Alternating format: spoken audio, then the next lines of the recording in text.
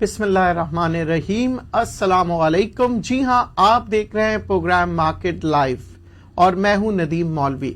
دنیا بھر کی سٹاک مارکیٹ آج کافی سٹرونگ سینٹیمنٹس کے ساتھ دکھائی دے رہی ہے۔ اس کی وجہ یہ ہے مختلف ممالک میں جو ان کی جو حکومتی اقدامات ہیں یہ دیکھا جا رہا ہے کہ انہیں بہتر کیا جا رہا ہے، خاص طور پہ ان کے جو سینٹرل بینکس ہیں وہ پیسے کی فراہمی اس طرح سے کر رہے ہیں کہ معیشت کے اوپر سے دباؤ ختم ہو جائے۔ پاکستان میں آگے آنے والے وقت میں کیا کچھ ایسے ہی اقدامات پاکستان کی حکومت کرے گی یا نہیں، یہ ایک سوال ہے جو میں آپ تک چھوڑے جا رہا ہوں، اس امید کے ساتھ کہ اس سوال کا جواب آپ ڈھونڈیں گے اور پھر مجھے کال کر کے بتائیں گے، کیونکہ آگے آنے والے دنوں میں انٹرسٹ ریٹس کو مزید اوپر کیا جائے گا یا نیچے کیا جائے گا۔ اس کا دار و مدار جو ہے، جو اس کی جو نتائج ہے، اس کا دار و مدار آپ کے سٹاک مارکیٹ کے اوپر اثر انداز کرے گا، پر آپ نے یہ معلومات کرنی ہے، تحقیقات کرنی ہے۔ اب وہ کون سے ذرائع ہوں گے یہ میں آپ کو نہیں بتاؤں گا، کیونکہ میرا آپ سے ایک وعدہ ہے کہ ہم دونوں نے ایک دوسرے کو سٹاک مارکیٹ کے اندر کام کرنا سکھانا ہے۔ کوئی یہ ٹپس کی کوئی پروگرام نہیں ہے، جیسے کہتے ہیں نا ٹپس آف دا ٹریڈ یا tips of the stock market. جی ہاں، میں آپ کو ٹپس ضرور دیتا ہوں، پر میں چاہتا ہوں کہ آپ خود سیکھیں سٹاک مارکیٹ میں کام کرنے، اور یہ جو ٹپس آپ کو میں دیتا ہوں یہ ایک طرح سے سمجھ لیں کہ میں آپ لوگوں کو انسینٹیو دے رہا ہوں۔ جو آپ کام سیکھ رہے ہیں اس کے اندر میں آپ لوگوں کو یہ امید دلا رہا ہوں کہ اگر آپ اچھا کام کریں گے تو جی ہاں آپ مجھ سے بہتر پرفارم کر سکیں گے سٹاک مارکیٹ کے اندر۔ تو ذہن میں رکھیے گا یہ جو انٹرسٹ ریٹس ہوتے ہیں یہ بہت امپورٹنٹ ہوتے ہیں، اور دوسری بات یہ جو اسٹیٹ بینکس ہوتے ہیں مختلف ممالک کے، ان کی کارکردگی جو ہے وہ اثر انداز ہوتی ہے سٹاک مارکیٹ پہ۔ تو یہ آپ کو معلوم کرنا ہے اور پھر مجھے کال کر کے بتانا ہے۔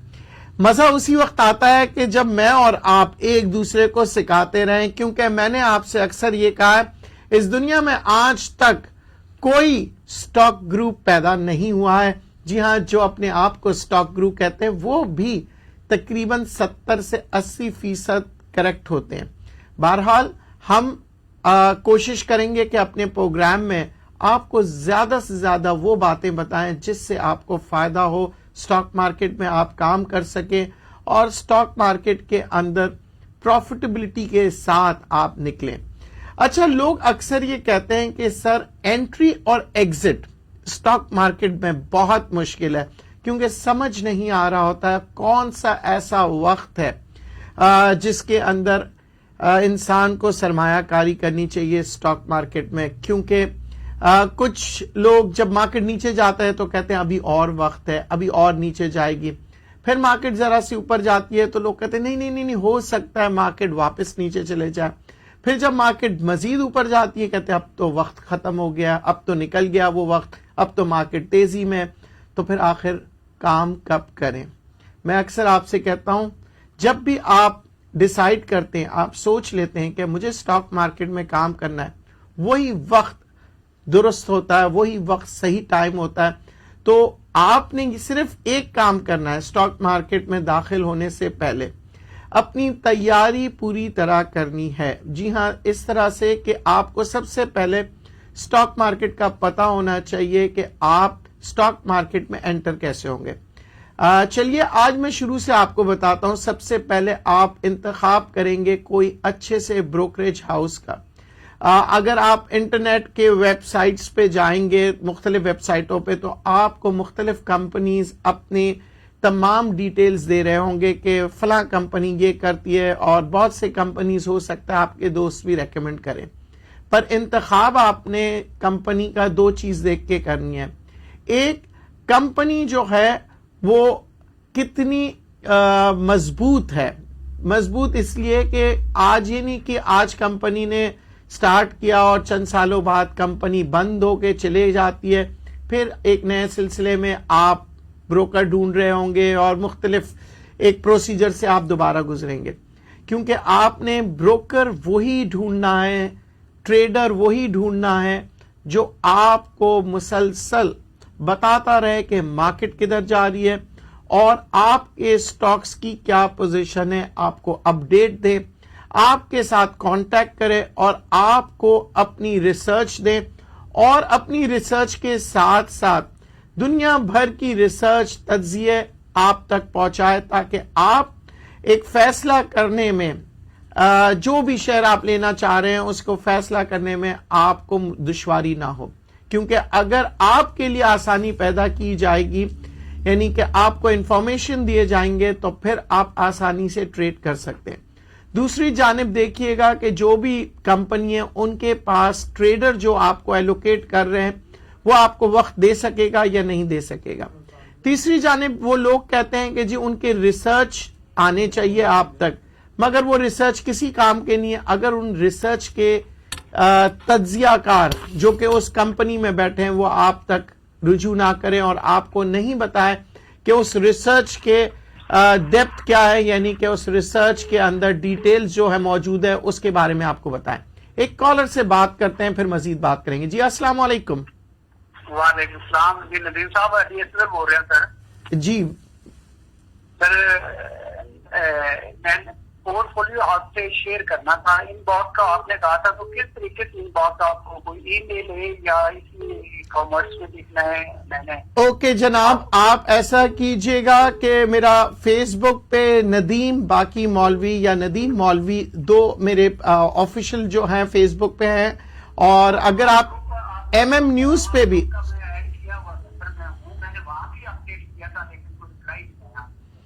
اوکے دیکھیں ہو سکتا ہے کہ مصروفیت کی وجہ سے میں نے نہیں دیکھا ہو، پر بہرحال چلیں آپ جلدی سے مجھے بتائیں آپ کے پورٹ فولیو میں کتنے شیئرز ہیں؟ میں اس لیے کہنا چاہ رہا ہوں چلیں آپ اگر مجھے اپنا پورٹ فولیو آن ایئر بتا دیں گے، ہو سکتا ہے کہ آپ سے دوسرے بھی لوگ فائدہ اٹھائیں، کیونکہ میں یہ کہتا ہوں کہ اکثر پورٹ فولیو میں 17 سے 18 شیئر رکھیں اور کم سے کم 10 شیئر۔ تو چلیے میرے خیال سے کالر نے دوبارہ کال کی ہے۔ جی ہلو۔ السلام علیکم ندیم صاحب۔ وعلیکم السلام۔ جی کون سا بولے؟ فیض بات کر رہا ہوں ندیم صاحب، آپ سے سوال یہ کرنا ہے کہ اپنا جو اسٹیٹ بینک نے بھی کہا ہے کہ نا بینکوں سے حکومتوں کے پیسے اپنے اکاؤنٹ کلوز کرا کے اسٹیٹ بینک میں رکھوا دیں، تو اس میں بینک آف پنجاب کو اثر پڑے گا؟ نہیں، اگر پڑھنا ہوتا تو کب کا اس وقت بینک آف پنجاب جہاں کھڑا ہے والیوم آ رہے ہیں، اس وقت تک تو لوور لاک لگ جانا چاہیے۔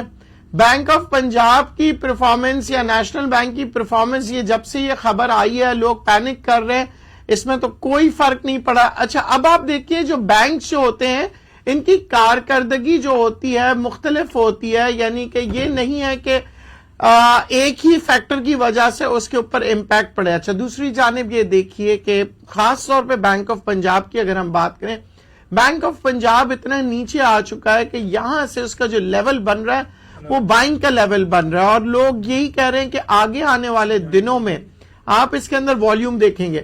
اچھا لوگوں کے ساتھ ساتھ میں بھی یہی کہوں گا کہ آگے آنے والے دنوں میں بینک آف پنجاب میں موومنٹ تیزی سے اوپر کی طرف آئے گی۔ جی السلام علیکم۔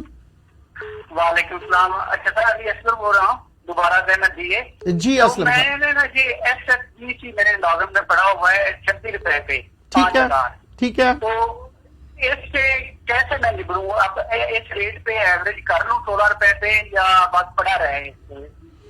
دیکھیں ایوریج کرنے کا جو میرا طریقہ ہوتا ہے وہ مزید پیسے ڈالنا نہیں ہوتا۔ میرا طریقہ یہ ہوتا ہے کہ اگر میرے پاس 5000 شیئر ہے تو میں تقریباً اس میں سے 1500 شیئر بیچ دوں گا، اور جب مارکیٹ نیچے کی طرف جائے گی اسی پرٹیکولر شیئر کی تب میں اسے دوبارہ سے 1500 شیئر خرید لوں گا۔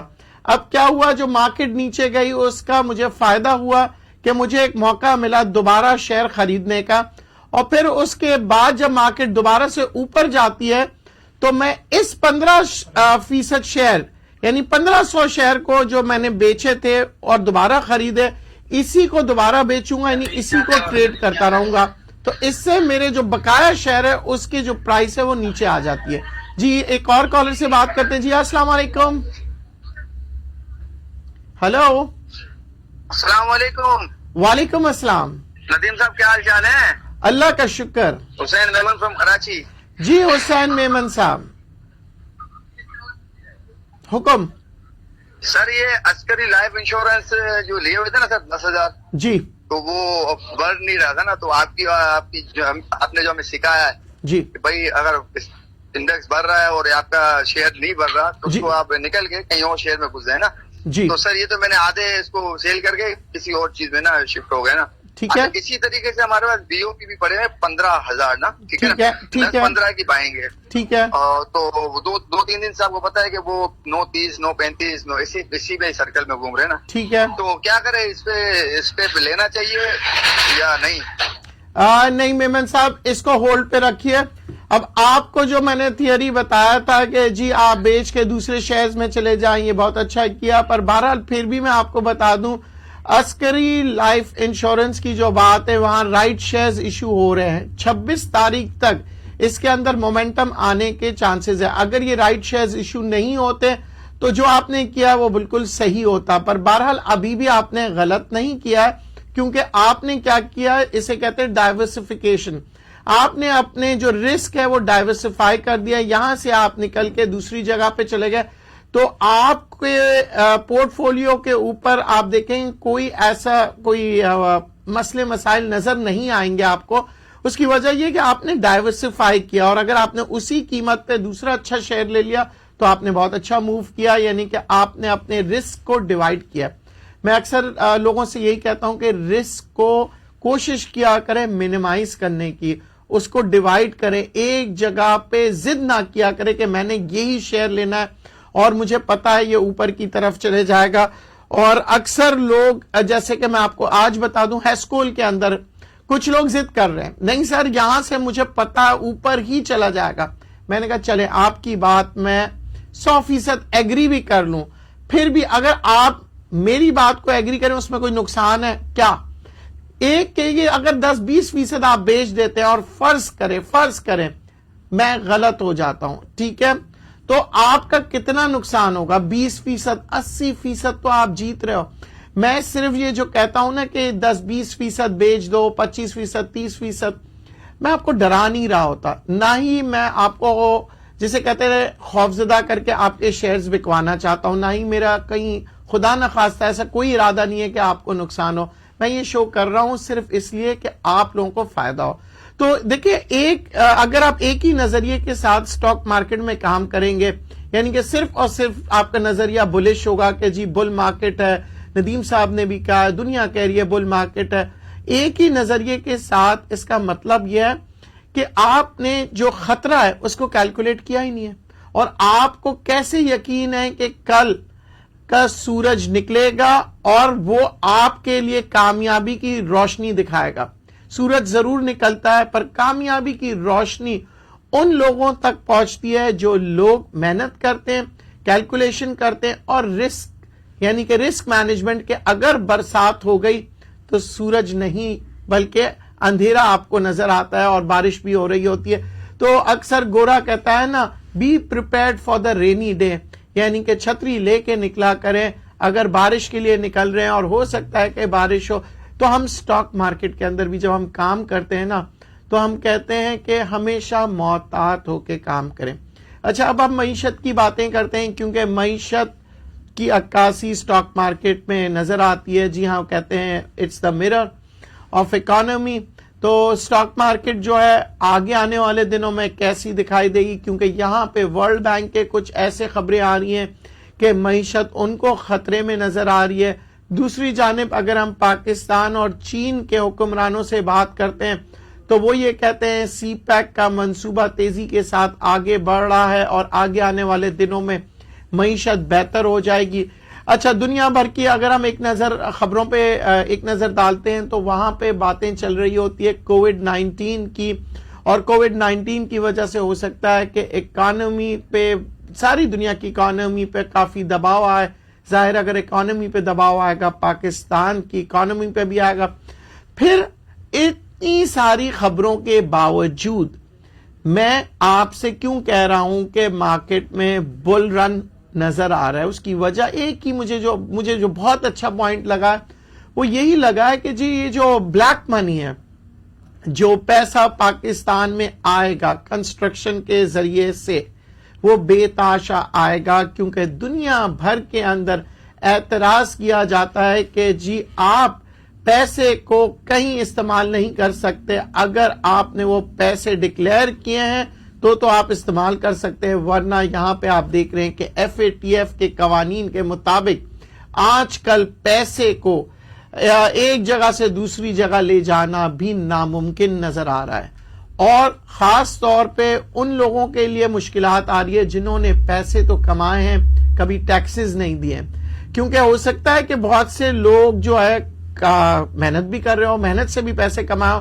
پر ٹیکس سے ناآشنائی ہونے کی وجہ سے انہوں نے کبھی ٹیکس ہی نہیں دیا، جیسے کہ ہمارے کچھ معصوم دکاندار حضرات ہیں، لاکھوں کروڑوں کا کام کرتے ہیں، جی ہاں بہت سے دکاندار تو میں نے ایسے بھی دیکھے گڈیاں بناتے ہیں، تجوری میں رکھتے ہیں، تو اس وقت ہمارے یہاں جو ہے یہ جو ٹیکس کا رجیم ہے یہ اتنا مشہور نہیں ہوا ہے، یہ عام طور پہ دیکھا یہ گیا تھا پہلے بھی اور ابھی بھی کہ پاکستان کے اندر جو ٹیکس کا جو نظام ہے وہ کامیاب نہیں رہا ہے، جس کی وجہ سے ہمیشہ سے ٹیکس میں شارٹ فال نظر آتا ہے۔ تو آگے آنے والے دنوں میں یہ جو اقدامات کر رہے ہیں کہ جی آپ اپنے پیسے لے کے آئیں، کنسٹرکشن انڈسٹری میں ڈالیں اور آپ سے کچھ نہیں پوچھا جائے گا کہ آپ کے یہ پیسے کہاں سے آئے، تو ایک جانب تو یہ ہے، اور دوسری جانب FATF ہے کہ اگر ہم گرے لسٹ سے نہیں نکلتے ہیں تو کیا ہوگا، اور اگر ہم گرے لسٹ سے بلیک لسٹ میں چلے جاتے ہیں تو کیا ہوگا، اس کا جواب میں ضرور آپ کو دوں گا۔ ایک کالر سے پہلے بات کرتے ہیں۔ جی السلام علیکم۔ ہلو۔ السلام علیکم سر۔ وعلیکم السلام، کیسے ہیں سر آپ؟ خیریت سے؟ کرم ہے اللہ کا، آپ کی محبت ہے جو آپ امریکہ سے کال کرتے ہیں۔ اس کے بارے میں معلوم کرنا تھا کہ اسٹیل کا کوئی چکر چل رہا ہے کہ چائنا سے پھر آنے لگا؟ نہیں، فی الوقت تو ایسا کوئی سلسلہ نہیں ہے۔ میں نے آپ سے بتایا تھا کہ یہ کافی چین کی طرف سے اور مختلف جگہوں سے دباؤ ضرور ہے کہ آپ جو ہے امپورٹ کو کھول دیجئے، کیونکہ آپ کو پتا ہے دنیا بھر کے اندر چین اپنے سٹیل کے پروڈکٹس بیچنا چاہ رہا ہے اور اسے دشواری بھی ہو رہی ہے۔ چین کے اندر سٹیل بہت سستا ہے، اور اب آگے آنے والے دنوں میں حکومتی فیصلے کیا ہوتے ہیں یہ تو مجھے نہیں پتا، پر موجودہ پوزیشن میں نے جتنی تحقیقات کی ہے، حکومت اس انڈسٹری کو وہ اس وقت چھیڑ نہیں رہی ہے، کیونکہ پاکستان کے اندر ویسے ہی بہت سے مشکلات ہیں، وہ یہ نہیں چاہتے ہیں کہ بے روزگاری بڑھ جائے، کیونکہ سٹیل انڈسٹری نے کھل کے کہہ دیا کہ اگر آپ نے ایسا کیا تو پاکستان کے اندر بہت سے لوگ بے روزگار ہو جائیں گے جو کہ سٹیل کی ملوں سے جنہوں کی وابستگی ہے۔ تو بہرحال پھر بھی میں یہ سمجھتا ہوں، کیونکہ آپ بہت دور سے مجھے کال کرتے ہیں اور مجھے بہت خوشی ہے، فخر ہے بلکہ آپ جیسے پاکستانیوں پہ جو آپ لوگ امریکہ میں رہ کے پاکستان کے اندر انویسٹ کرتے ہیں اور پاکستان سٹاک ایکسچینج میں انویسٹ کرتے ہیں، تو میں آپ لوگوں کے لیے تو تہ دل سے بلکہ میں آپ لوگوں کے لیے جو آپ کہیں گے میں کرنے کو تیار ہوں۔ کیونکہ میں اوورسیز پاکستانیز کو اس لیے پسند کرتا ہوں کیونکہ وہ ایمبیسیڈرز ہیں پاکستان کے، وہ پاکستان میں اپنے خون پسینے کی کمائی، اپنے بچت، اپنے پیسے جو ہے پاکستان میں بھیجتے ہیں اور کاروبار میں لگاتے ہیں۔ تو میں آج آپ کو بتا دوں، آپ کے جیسے جب بھی آپ نے مجھے کال کیا ہے میں نے بتایا آپ کو آپ کا پورٹ فولیو ماشاءاللہ سے بہت اچھا ہے، پر اس کے اندر میں نے آپ کو ایک بات بتائی جو آپ نہیں کرتے تھے، تھوڑا سا ٹریڈ کر لیا کریں تاکہ پورٹ فولیو کے اندر جو ویلیو ہے جو آپ کے شیئر کی وہ کم ہو جائے۔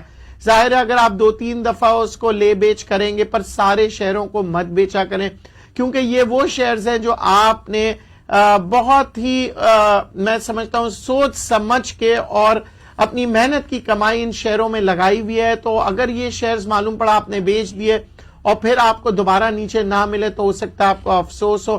تو اسی وجہ سے میں آپ لوگوں کو اپنی وہی اسٹریٹجی روزانہ بتاتا رہتا ہوں کہ کم سے کم 30% بیچ دیجئے، نیچے جائے تو دوبارہ خرید لیجئے گا، اوپر جائے بیچ دیجئے گا، 4-5 دفعہ بھی اگر آپ اس سلسلے میں کامیاب ہو گئے تو آپ کو اچھا خاصا پروفٹ ہوگا، اور پھر آپ کے پورٹ فولیو میں جو آپ کے شیئرز ہیں وہ اتنے ہی رہیں گے مگر ان کی قیمت نیچے ہو جائے گی۔ تو ہم یہ بات کر رہے تھے کہ آگے آنے والے دنوں میں پاکستان گرے لسٹ میں آئے گا یا بلیک لسٹ میں، تو اس کے کیا اثرات ہوں گے.